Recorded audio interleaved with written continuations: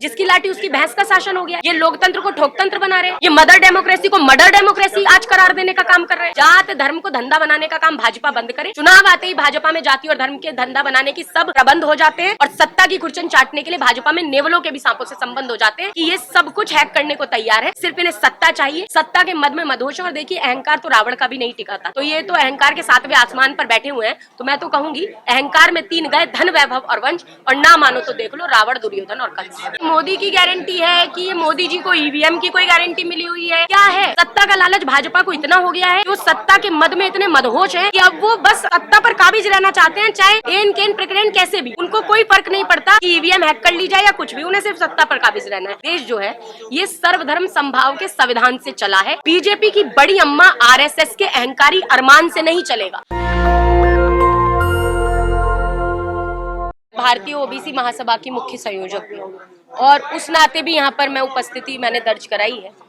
कारण देखिए, प्रस्ताव तो पारित, हम लोगों ने ईवीएम के खिलाफ एक मुहिम इसलिए छेड़ी क्योंकि जिस तरीके का माहौल चुनावों में दिखा जनता के बीच में, परिणाम उसके उलट हुए। कई जगहों पर हमने देखा कि व्यक्ति जो प्रत्याशी है उनके पक्ष में जनता है, जनमत है, जो जनता चाहती है कि इन्हें जिताकर हम अपना विधायक बनाएं, लेकिन जब रिजल्ट आता है तो उसके उलट कई हजार वोटों से वो वही प्रत्याशी हार जाते हैं जिनके पक्ष में पूरा चुनाव दिखता है। तो ऐसा कैसे हो सकता है कि जिस देश के अंदर जहां एक तरफ जो अंतर्राष्ट्रीय पहलवान बेटियां हैं जिन्होंने यौन शोषण का आरोप लगाया था ब्रजभूषण शरण सिंह जो भाजपा के सांसद हैं उनके ऊपर, उसके बाद पॉक्सो लग जाती है, पॉक्सो के बाद भी गिरफ्तारी नहीं की जाती, पूरा समाज उबलता है, आंदोलन किए जाते हैं, उन बेटियों को जो अंतर्राष्ट्रीय ख्याति प्राप्त पहलवान बेटियां हैं जिन्होंने देश का नाम रोशन किया, उन्हें रोडों पर घसीटा जाता है, उसके बाद भी भाजपा चुनाव जीत जाती है। लखीमपुर के अंदर किसानों को रौंद दिया जाता है कि 700 से ज्यादा किसान शहादत दे देते हैं किसान आंदोलन में, उसके बाद भी भाजपा जीत जाती है। बलात्कारी को संस्कारी कह दिया जाता है, मतलब कैसे? इतना की गारंटी है, इसलिए जनता भरोसा कर रही है। ये मोदी की गारंटी है कि ये मोदी जी को ईवीएम की कोई गारंटी मिली हुई है क्या है?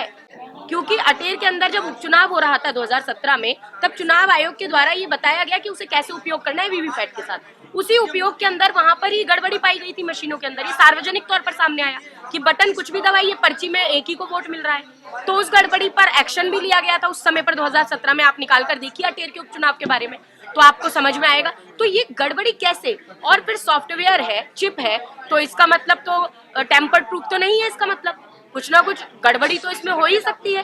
तो अगर कोई गड़बड़ी की आशंका लोकतंत्र को जीवंत रखने के लिए कोई कर रहा है तो उस आशंका का समाधान कर लीजिए ना, बैलेट पेपर पर चुनाव हो जाए। और हम तो ये इंडिया गठबंधन ने भी ये प्रस्ताव पारित किया है कि जो जिस तरीके के चुनाव में जो वोटिंग हो रही है, तो ईवीएम से जो वोट गिर रहे हैं, वीवीपैट की पर्चियां हाथ में आए, हाथ में से वो पर्चियां हम उसमें पेटी में खुद डालें और उन जो पर्चियां हम पेटी में डाल रहे हैं उसकी 100% गणना की जाए, उसके आधार पर चुनाव का रिजल्ट बताया जाए। लेकिन कहते हैं कि जब आप लोग मतलब कांग्रेस जीतती है, विपक्षी पार्टियां जीतती है, तब इनको ईवीएम की याद नहीं आती। देखिए, हार जाते ईवीएम पर। अरे भाई, ईवीएम का मुद्दा हम ही ने उठाया है क्या? भारतीय जनता पार्टी के राष्ट्रीय प्रवक्ता हैं, वरिष्ठ नेता हैं जीवीएल नरसिम्हा जी, उन्होंने एक किताब लिखी थी कि democracy at risk, can we trust our electronic voting machines. और इसमें प्रस्तावना देने वाले थे लाल कृष्ण आडवाणी जी, संदेश देने वाले थे एन चंद्रबाबू नायडू जी। तो ये किताब तो उन्होंने लिखी, उनके तो अध्याय में बताया गया कैसे हैक की गई, उनको तो सब पता था पहले से। तो जो खुद किताब लिख रहे थे ईवीएम के खिलाफ, तो हमने तो कहा आप कह रहे हैं हम जीत जाते हैं, हम तो तेलंगाना जीते हैं ना, दक्षिण के अंदर पूरी भाजपा का सुपड़ा साफ हो गया है। उसके बावजूद हम इसीलिए उठा रहे हैं क्योंकि ये लोकतंत्र को बचाने की लड़ाई है, ये पार्टी की कुर्सियों की लड़ाई नहीं है, लालच की लड़ाई नहीं है सत्ता के लिए। सत्ता का लालच भाजपा को इतना हो गया है कि वो सत्ता के मद में इतने मदहोश है कि अब वो बस सत्ता पर काबिज रहना चाहते हैं, चाहे एन केन प्रकरण कैसे भी। उनको कोई फर्क नहीं पड़ता कि ईवीएम हैक कर ली जाए या कुछ भी, उन्हें सिर्फ सत्ता पर काबिज रहना है। मैं एक चीज जरूर कहूंगी, देखिए ये देश जो है ये सर्वधर्म समभाव के संविधान से चला है और सर्वधर्म समभाव के संविधान से ही चलेगा, संघ धर्म संघ भाव के संघ विधान से नहीं चलेगा। बीजेपी की बड़ी अम्मा आरएसएस के अहंकारी अरमान से नहीं चलेगा। तो आरएसएस और भाजपा वाले ना सोचें कि जिस तरीके से वो चाहेंगे अपनी लाठी हाँकते जाएंगे। 150 सांसदों को निलंबित करना कोई छोटी बात है देश में? आप 2.5 मिनट में बिल पारित कर देते हैं, तो इस लोकतंत्र को आप किस तरफ ले जाना चाहते हैं? तो ये प्रश्न यही है। और देखिए, तो श्री कृष्ण भगवान ने भी कहा है कि हर एक संकट का हल होगा और आज नहीं तो कल होगा। और कर्म में अगर सच्चाई है तो कर्म कहाँ निष्फल होगा? तो हमारे कर्म में पूरी सच्चाई है और ये कर्म निष्फल नहीं होगा। मोदी जी को भी तो विष्णु का अवतार बताया जा रहा है। अरे भाई, मैं तो ये भाजपा वाले तो आज उस पर है, मोदी जी को विष्णु का अवतार है, थोड़े दिन में मंदिर भी बना देंगे तो क्या कर सकता है कोई? ये तो इनकी लाठी, जिसकी लाठी उसकी भैंस का शासन हो गया है। ये लोकतंत्र को ठोकतंत्र बना रहे हैं, ये मदर डेमोक्रेसी को मर्डर डेमोक्रेसी आज करार देने का काम कर रहे हैं। जिस तरीके से संसद में आप देख रहे हैं जो चल रहा है, राहुल गांधी जी ने वीडियो बना दी, उस पर दिक्कत थी। आप मुझे बताइए, जो बड़े बड़े चैनलों पर वीडियो चला जिस पर ये बताया गया उपराष्ट्रपति जी की मिमिक्री किया, जो उनकी नकल कर रहे थे सांसद, तो वो वीडियो क्या राहुल गांधी जी के मोबाइल से वायरल हुआ था क्या? वो तो मीडिया के जो बड़े बड़े नेशनल मुख्य धारा का जो मीडिया है उन्हीं के कैमरे थे ना वहां मौजूद, तो वो भी माफी मांगे ना आकर। अगर वीडियो बनाना इतना बड़ा अपराध हो गया लोकतंत्र के अंदर, मौलिक अधिकारों के भी आप हनन पर उतर आए हैं, तो सबसे पहले तो ये बड़े बड़े मुख्य धारा के मीडिया जिन्होंने रिकॉर्डिंग करके चैनलों पर दिखाया, और खुद धनखड़ जी ने कहा, हमारे उपराष्ट्रपति जी ने, कि मैंने एक चैनल पे वीडियो देखा तो मैं बहुत आहत हो गया। तो क्या वो जाट बेटियों के साथ जो आज जो हो रहा है उससे आहत नहीं है? जिस तरह उन्हें पीटा जा रहा था पुलिस के द्वारा, उससे आहत नहीं थे? तो ये जात धर्म को धंधा बनाने का काम भाजपा बंद करे। चुनाव आते ही भाजपा में जाति और धर्म के धंधा बनाने की सब प्रबंध हो जाते हैं, और सत्ता की खुरचन चाटने के लिए भाजपा में नेवलों के भी सांपों से संबंध हो जाते हैं। ये सच्चाई है, और आज की सच्चाई यही है कि ये सब कुछ हैक करने को तैयार है, सिर्फ इन्हें सत्ता चाहिए। सत्ता के मद में मदहोश है। और देखिए, अहंकार तो रावण का भी नहीं टिका था, तो ये तो अहंकार के 7वें आसमान पर बैठे हुए हैं। तो मैं तो कहूंगी, अहंकार में 3 गए, धन वैभव और वंश, और ना मानो तो देख लो रावण, दुर्योधन और कंस। ने अपने भाषण में कहा कि हम बूथ पर ईवीएम तोड़ने का काम करेंगे, ऐसे लोग हमें चाहिए ताकि ईवीएम को रोका जा सके। नहीं देखिए, लोकतंत्र बचाना है। नहीं देखिए, लोकतंत्र बचाना है तो उन्होंने कहा कि हमें जनता का समर्थन चाहिए, हम जनता का साथ चाहते हैं, और हम गांधीवादी लोग हैं। हम मारने, काटने, तोड़ने, फोड़ने में विश्वास नहीं, हम जोड़ने में भरोसा करते हैं। वो भारत जोड़ो यात्रा का उन्होंने संचालन समिति में वो रहे हैं, तो मुझे लगता है तोड़ने की बात हम नहीं, हम जोड़ने की बात करते हैं, जोड़ने की ही बात करेंगे। क्या लोकतंत्र को बचाने के लिए ईवीएम का हटाना जरूरी है? देखिए, अगर शंकाएं हैं, अगर देखिए एक बात बताइए, जिस चीज पर शंका है और हम कह रहे हैं ये शंका खत्म हो जाएगी तो हमारा विश्वास बना रहेगा। चुनाव आयोग इस बात को नहीं मान रहा। चुनाव आयोग तो किसी भी बात को नहीं मानते। चुनाव आयोग ने उत्तर प्रदेश के चुनाव में कितने बड़े बड़े नेताओं ने, इतनी भाजपा के नेताओं ने गलत जुबानी की, कितने लोगों ने, टी राजा लोध जी ने कितनी गलत जबानी से भाषण दिया था, कोई एक्शन नहीं किया।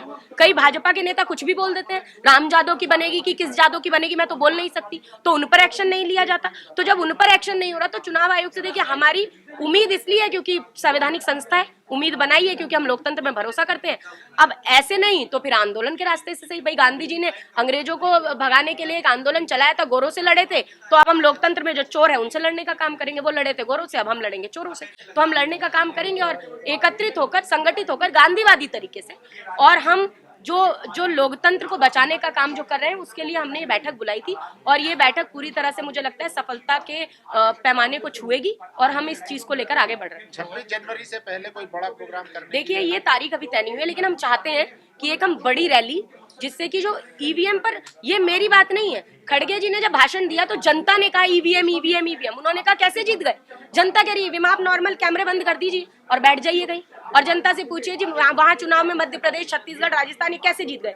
तो जनता खुद कहती है कि ईवीएम जब तक है तब तक भाजपा के अलावा दूसरी पार्टी वोट नहीं हासिल कर सकती। और खुद भाजपा के नेता कैसे आंकड़ा बता देते हैं जी 400 पार हो जाएंगे, जी 350 पार हो जाएंगे, आंकड़ा लिख देते हैं, इस प्रत्याशी को इतने वोट मिलेंगे, उसको उतने वोट मिलेंगे, और उतने ही वोट मिल जाते हैं। ये कैसे संभव है? कोई भविष्यवक्ता हो गए क्या मोदी जी, या मोदी जी के प्रवक्ता, या मोदी जी की पार्टी के लोग? कैसे उन्हें पता लग रहा है? तो देखिए, ये जरूरी है आज कि जब लोकतंत्र को जो हम ट्रांसपेरेंसी अगर रखनी है, लोकतंत्र में ट्रांसपेरेंसी होती है, इसीलिए लोकतंत्र कहा जाता है। तो अगर लोकतंत्र को जीवंत रखना है तो उसके लिए हम चाहते हैं कि ये ईवीएम पर जो शंकाएं हैं वो खत्म हो, बैलेट पेपर से वोटिंग हो, और ये शंकाओं को खत्म किया। अच्छा, बैलेट से अगर ये जीत गए तो हम तो कहने फिर कर लेना जैसे चाहते हो वैसे, लेकिन बैलेट से एक बार कराओ तो चुनाव, शंका है तो उसका समाधान तो करो, वो तो आवश्यक है ना। अगर ईवीएम बंद नहीं होती है तो अगला कदम आपका क्या होगा?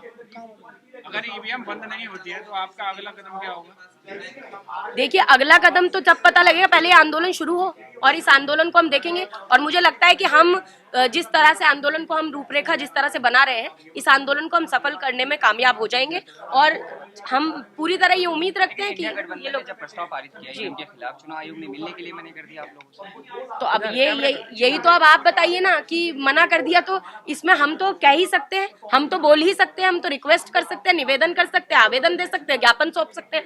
तो ठीक है, निवेदन नहीं माना जाएगा, आवेदन नहीं में, तो लोकतंत्र में एक और हथियार कहा जाता है आंदोलन। जो गांधी जी की कहते हैं, गांधी जी अहिंसावादी गांधी जी ने जब अंग्रेज नहीं माने थे तो उन्होंने भारत छोड़ो आंदोलन चलाया था, हमने भारत जोड़ो वाला आंदोलन चलाया और उसी को लेकर हम आगे बढ़ रहे हैं। राहुल जी भारत जोड़ो यात्रा पे निकल ही रहे हैं और हम भी भारत को जोड़ने की जो दूसरी मैं कहती हूँ परिपाटी है, हम उस पर चलने का काम करें। नेशनल दस्तक की आपसे गुजारिश है कि अगर इसको बचाना चाहते हैं तो नेशनल दस्तक को सब्सक्राइब करने के लिए रेड कलर के सब्सक्राइब बटन को दबाएं, फिर बेल आइकन की घंटी दबाएं। नेशनल दस्तक को बचाने के लिए बहुत जरूरी है कि हर खबर को शेयर करें, लाइक करें, कमेंट जरूर करें।